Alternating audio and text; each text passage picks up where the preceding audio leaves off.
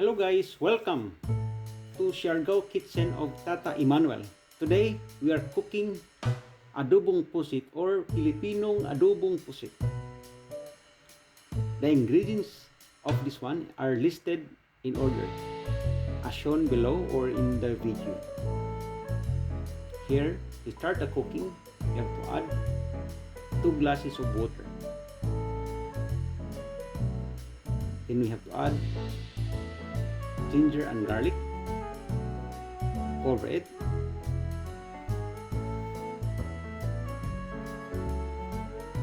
Cooking this one for 1.5 hours, slow cooking at low temperature.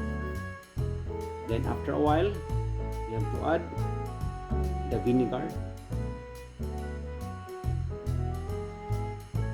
the oil,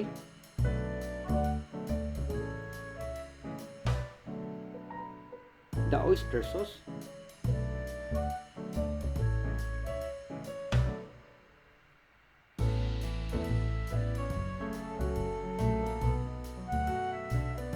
then you have to add additional cup of water, total of 3, then the onion, the bay leaves, and then we have to cover this one again, mixing.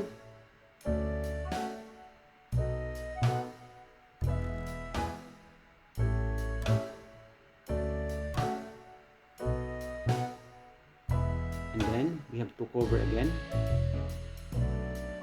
to let it cook further.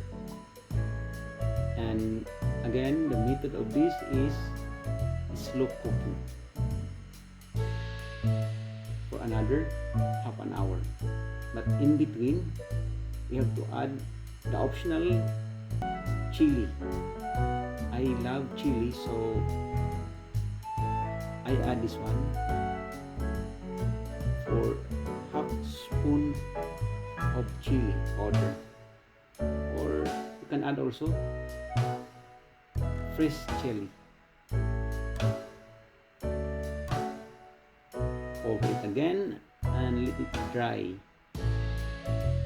to make it yummy and juicy. So after some times, here comes your adobong pusit.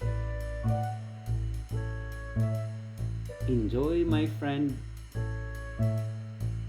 This is the Islander style of method of cooking, and thank you for watching. Bye.